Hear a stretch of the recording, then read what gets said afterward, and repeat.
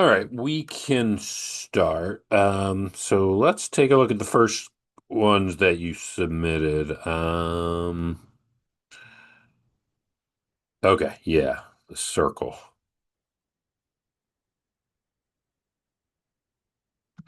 Okay. So for this one, um, I would first try to like draw it out. So it says it has center G and points M and N lie on the circle.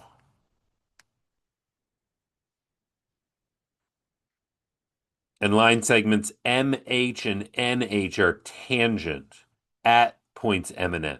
So that means H is like somewhere out here. So it should look something like that. And then it says it gives us the radius of the circle. So that would be if we connect these, because then it mentions something about the quadrilateral GMHN. So I just want to make that quadrilateral. And if the radius is 168, then that means both of these are 168. Um, and then the other thing is, so we have to know a couple things about tangents. So tangents intersect the circle at one point. They also create right angles with the radii that it intersects. Um, and then finally, when you draw a tangent, you'll be able to draw two tangents from any point that's outside the circle, and those tangents are always equal to each other. So that means the length of this tangent is the same as the length of that tangent. And that's how we can use the perimeter to find out what those missing lengths are. So essentially we get like, 168 plus 168 is 336. So 336 plus 2x is this 3856. So that means we're just subtracting 336 and dividing by 2. So that means that x is 1760. All right. But the problem asks for what's the distance between points G and H. So that's this distance. Well, this is where we would need to know that this is a right triangle. So if this is a right triangle and this leg is 176 and this leg is 168, then I'm just doing Pythagorean theorem. So it's just 168. Let's call this missing side C. So it's 168 squared plus 170. Oh, this is supposed to be 1760. My bad. Um, Plus 1760 squared is C squared. And then I'll just do the rest in the calculator. So you do 168 squared plus 1760 squared, and then take the square root of that. And you get the answer ends up being 1768, which is D. All right, got it.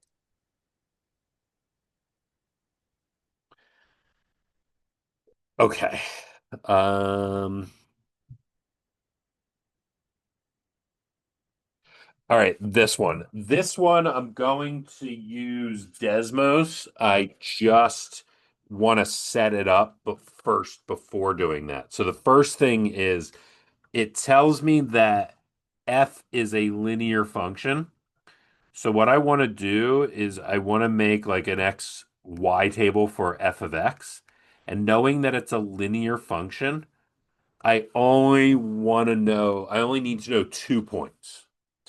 So I'm going to choose these two as not to deal with a larger negative number, just because if I have the choice, I'm just going to pick easier ones to work with. And -9 is actually giving me 0 is going to be helpful. So what I'm going to do is I am also, when I go down to this one, I'm going to multiply each side by x plus 3. So I get g of x times x plus 3 is equal to f of x. And what I'm going to do is I'm going to substitute in -9. Well, I know if I want to find f of negative 9, then if I plug in negative 9 here, that's g of negative 9 times negative 9 plus 3, which is negative 6. But it doesn't matter because g of negative 9 is 0. And 0 times anything is 0. So this is also going to be negative 9, 0. And then I want to do 21. So if I want to find f of 21, then I'm going to find g of 21. Whoops, that should be 21 times 21 plus 3, which is 24, right? That's f of 21. Well, g of 21 is 5, and 5 times 24 is 120.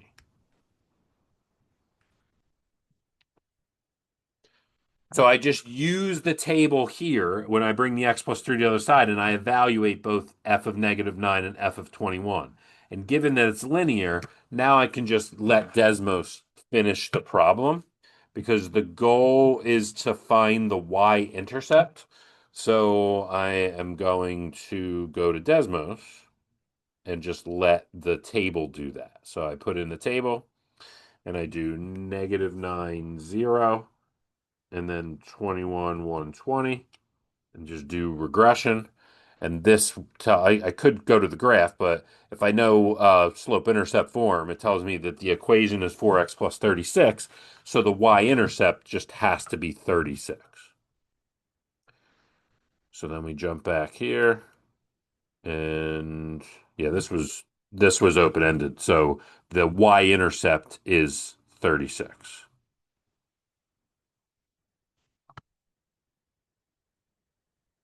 Okay, and then the last one you submitted.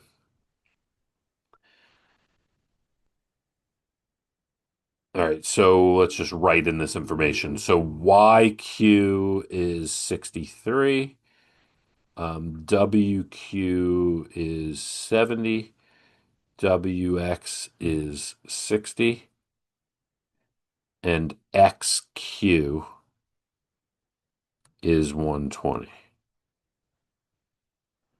What is the length of YZ? So I'll call that X. Okay, so the key here is to realize that if these are both A degrees, and these are congruent because they're vertical angles, we have two angles that are the same, which means all the angles are the same. That means that we are dealing with similar triangles. And if we have similar triangles, we can make a proportion and just solve for x. We just got to choose the correct sides to relate to each other. So if I start with x here, and I say x is the side opposite this vertical angle, the side opposite that vertical angle on the other triangle is 60. So x is going to go with 60. And then if I go with angle A, that's not a good idea because here I have 120, but here across from angle A, I have an unknown. So I don't want to introduce a new unknown. So I actually go to the other angle that we don't know, but we do know that they're congruent to each other. So that's just the side opposite this angle is 70. Actually, no, let me be careful. I need to do this triangle first because I chose to do X first. So this side is 63 over this side, which is 70. And then it's just a real simple cross multiply. So 60 times 63, and then divide by 70. And you should get 54. All right.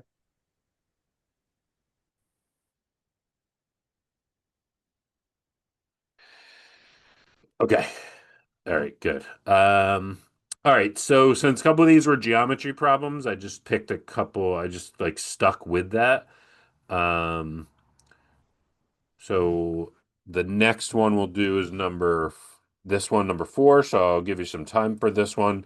But yeah, the rest of them are all going to be related to some sort of like geometry, triangles, and stuff like that. Okay.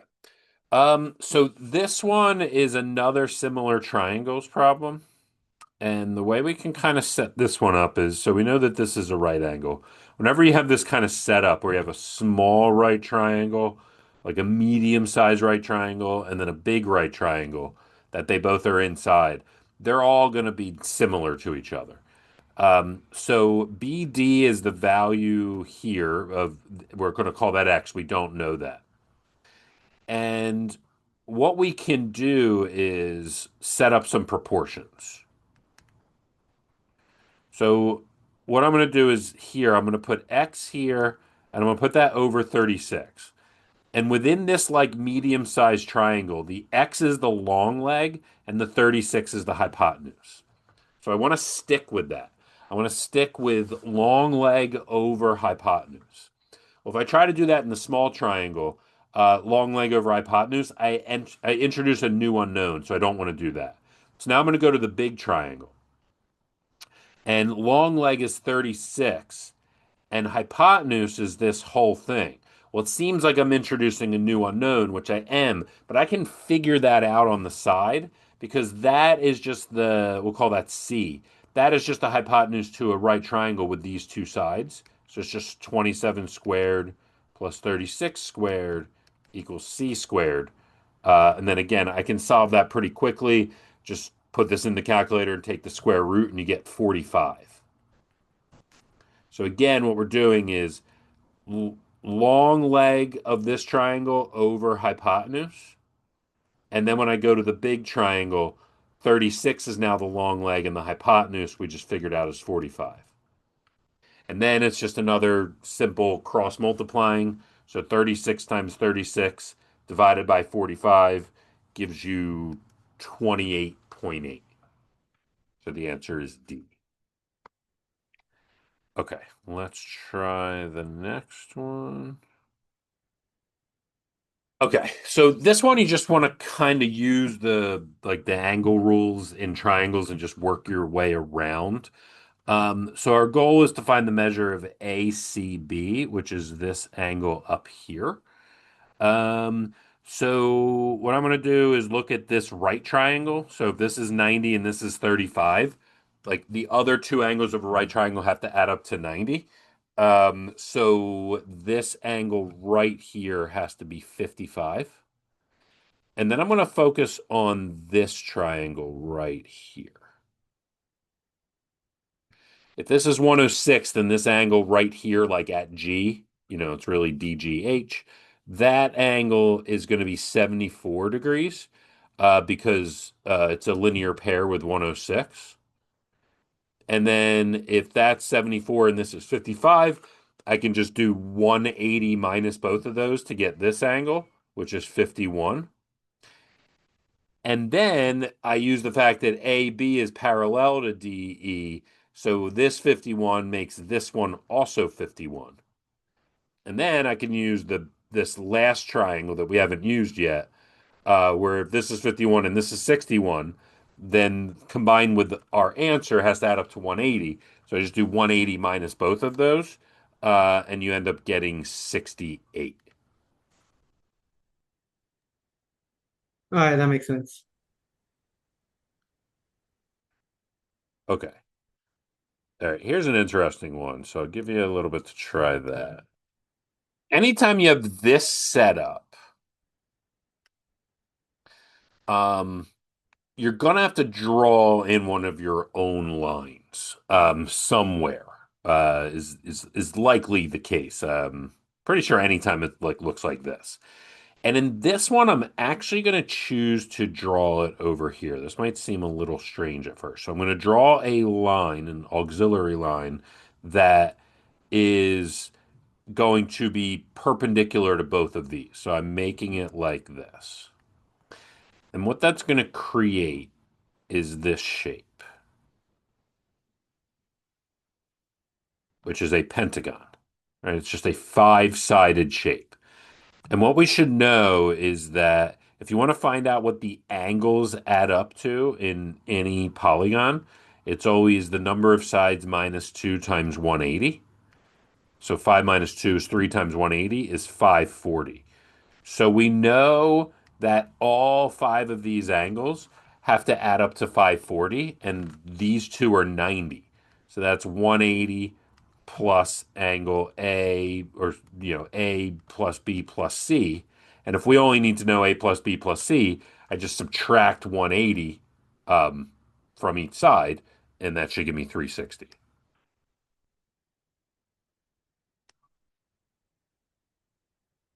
And that's all they want. They just want the value of A plus B plus C. So this was the quickest way that I could think of doing it. Um, there are other lines we could have drawn in. We could have chosen a value for, let's say, and then found the other ones. But no matter what, they're all going to always add up to 360. All right, got it. Um, okay, let's try this one. You could ignore this as I just screenshotted it. So it's number 7. All right, so they're telling us AC is 1. So this whole thing, so the diameter is 1. And we want to figure out what is the area of the triangle. So one thing we have to understand is, since this is the diameter, this angle here is a right angle. And the reason is angle B is called an inscribed angle. So it opens up to an arc, and it's always half the measure of that arc. Well, if this is the diameter, then that arc is a semicircle, so it's 180, and half of 180 is 90. So again, when you have this set up specifically, we just have to know that they're giving it to us that way so that we know that this is a right triangle. And if we have a right triangle, we know the area of any triangle is 1/2 base times height. And in a right triangle, the base and the height are just the two legs. So it doesn't really matter what you call which, but I can call this, say, B and this H. So this would be the base and this would be the height. So now I clearly need them in terms of some trig functions. Um, and I think it would be easiest. I mean, I see most of the only one answer as tan. Tan doesn't really make sense to me here. So I'm going to look at it as the base. So, well, let me back up. I'm just going to do sine and cosine of each of these. And you'll see why tan doesn't really make sense. So sine, if I just do the sine of x, well, that's the opposite over the hypotenuse. Well, the opposite is the b, and the hypotenuse is 1. So this is why sine and cosine are going to make the most sense here. So this is just the sine of x is b. If I do the cosine of x, well, that's the adjacent, which is h, over the hypotenuse, which is again 1. So it's just h. So that means when I go back to this formula, I have 1/2. B is really the sine of x, and h is really the cosine of x. And then they have it written a little differently. They have sine x cosine x over 2, but that's the exact same thing. And tan of x would be b over h. That just wouldn't really fit this at all. So the ones with tan don't really make any sense. All right, so try that one. All right, so for this one, we have the relationship in a right triangle is simply going to just be the Pythagorean theorem. I know we see the x and the 2x, and it makes us think a special right triangle, but that only works if the 2x is the hypotenuse. Then it would be a 30, 60, 90, but it doesn't work for the legs. So I think they just throw that in there to kind of trick you. So we're just going to do Pythagorean theorem. So this side squared is x squared. This is where you got to be careful.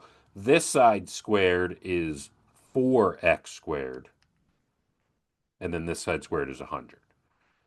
All right, and then we just have pretty easy to solve this. So together, this is 5x squared. And then if you divide by 5, you get x squared is 20. And then take the square root of both sides, and you get x is root 20. But we should know that root 20 is, it's 4 times 5, so it's 2 root 5. So then when we think about the perimeter, this x is 2 root 5.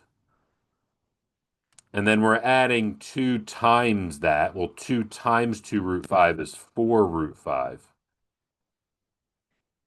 And then we're adding the 10, which is another 10, to get the perimeter. And 2 and 4 gives me 6 root 5 plus 10, and that is answer choice C. So it's just doing Pythagorean theorem on that problem. Try this one. This one is pretty challenging. Okay. Um, this one's pretty difficult. So we have a right triangle. The first thing I could do is I could just find this hypotenuse. And if you know your Pythagorean triples pretty well, one of them is 5, 12, 13. And if you double them, you get 10, 24, 26. So that tells me that the hypotenuse is 26. And then it wants the radius of the circle. So you have to kind of imagine it like this. So that's the radius. And if I draw it going this way as well, that's also the radius. And it creates this square where like all sides are r, which is the radius. And that's the thing that we're trying to find. And then we notice that um, if all the sides of the triangle are tangent, this was something that we talked about earlier. When you draw two tangents from the same like external point, those tangents are always equal to each other. So what ends up happening is if I look at just, let me change colors here. If I look at just this piece going from whatever this point of tangency is and C, that's going to be congruent to that one as well. And if this whole thing is 24 and this piece is R, then this blue piece is 24 minus R, which means this blue piece is also 24 minus R. And then if I do the same thing with the other tangent, going from A to this point of tangency has to be congruent to A to that point of tangency. And those green pieces have to be 10 minus R because 10 is the whole thing and R is just this little piece.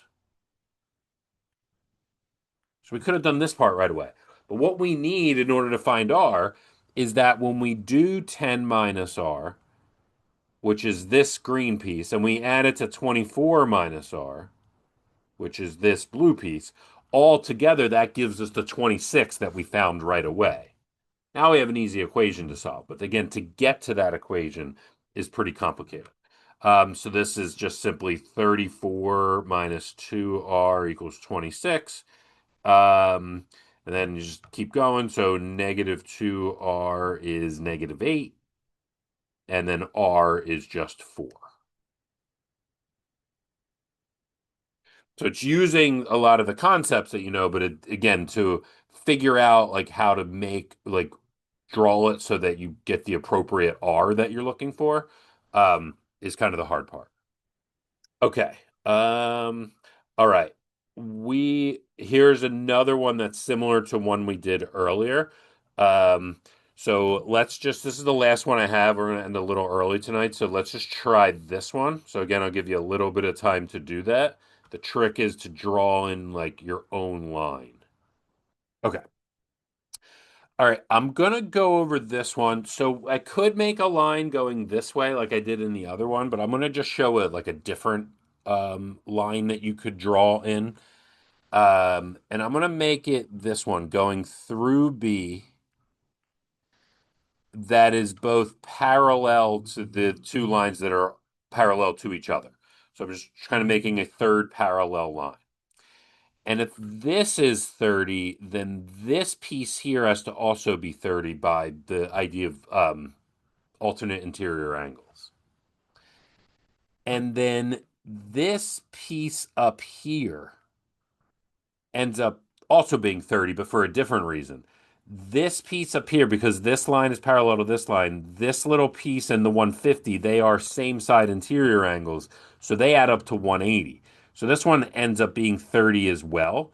And what happens is these two together make up the x. So you just add them together. So you just get 60 degrees is the total. Okay, got it. All right. So again, there's other lines you could draw in, but that's again, the other one I drew a vertical line that was perpendicular to both. Here I drew a parallel line to both, um, and in both you can kind of do both to try to like figure out these types of problems. This like particular setup. Okay.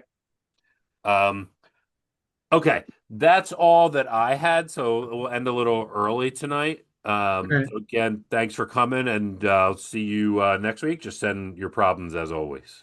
All right. Thank you. See you next week. Okay, see you later.